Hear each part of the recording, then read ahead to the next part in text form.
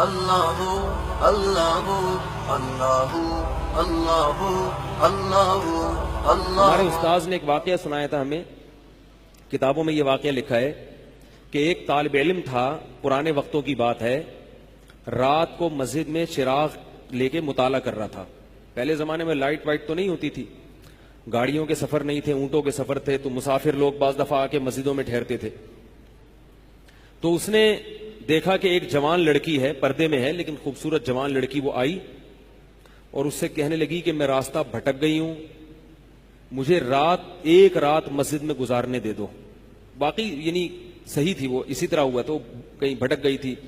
شہر میں بھی بعض دفعہ لوگ بھول جاتے تھے نا کہ راستہ بھٹک جاتے تھے۔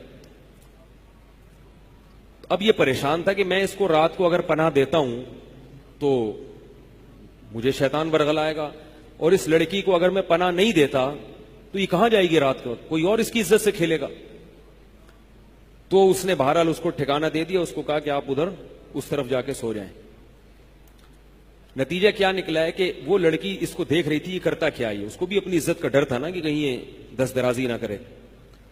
تو یہ نوجوان جس چراغ میں مطالعہ کر رہا تھا، مطالعہ کرتے کرتے اس کی آگ میں اپنی انگلی لے کے جاتا اور اس کو جلاتا۔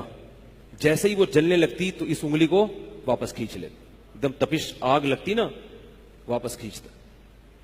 پھر تھوڑی دیر بعد یہ انگلی اس میں لے کے جاتا، پھر واپس کھینچتا۔ پوری رات یہ کرتا رہا ہے اور اپنی انگلی کو جلاتا رہا ہے۔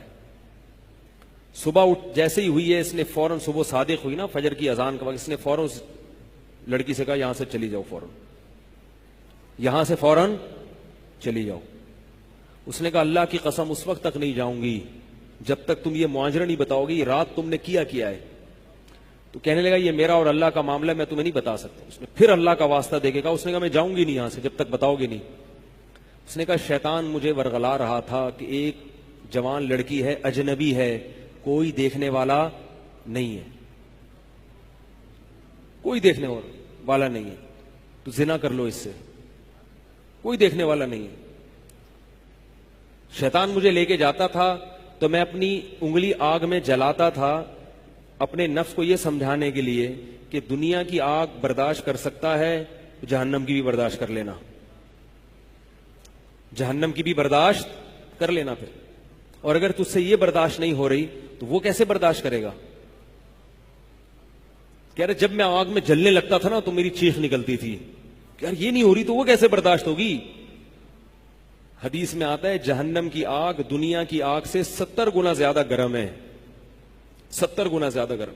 جب نبی صلی اللہ علیہ وسلم نے صحابہ کو یہ بات بتائی، ترمذی کی حدیث ہے کہ صحابہ کے سینے سے رونے کی ایسے آوازیں آنے لگی جیسے ہانڈی کھولتی ہے، ایسا روئے صحابہ، حالانکہ صحابہ گناہوں سے بچتے تھے، اتنا روئے ہیں کہ سینے کے جیسے ہانڈی کھول رہی ہوتی ہے ایسے ان کے سینے سے رونے کی آوازیں آئی ہیں۔ اور عرض کیا واللہ انہا لکافیۃ یا رسول اللہ، یا رسول اللہ یہ دنیا کی آگ بہت تھی عذاب دینے کے لیے، اللہ نے اس کو بھی 70 گنا زیادہ گرم کیا ہے۔ تو اس نے کہا کہ میرے دل میں گناہ کا خیال آتا تھا، میں کیا کرتا تھا، اپنے آپ کو جلاتا تھا جب چیخ نکلنے لگتی۔ تو اس طرح پوری رات میں نے اپنے نفس کو روکا ہے گناہ سے، تو تقوی کی برکات ہوتی ہیں۔ اس لڑکی نے کہا، اب گھر میں جا کے اپنے والد سے کہا کہ میں اگر نکاح کروں گی تو صرف کس سے کروں گی؟ اس نوجوان سے، عفیف اور پاک دامن ہے۔ تو کتابوں میں لکھا ہے کہ اس کے باپ نے اس کا نکاح دیکھو حرام سے بچایا، اللہ نے حلال طریقہ رکھ دیا۔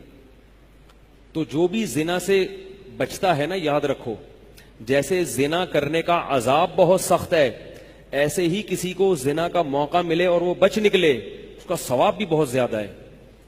تاریخ میں جن ہستیوں کو بھی زنا کا موقع ملا اور انہیں موقع ملنے کے باوجود زنا نہیں کیا، ان کو اللہ نے دنیا میں بھی بہت نوازا ہے۔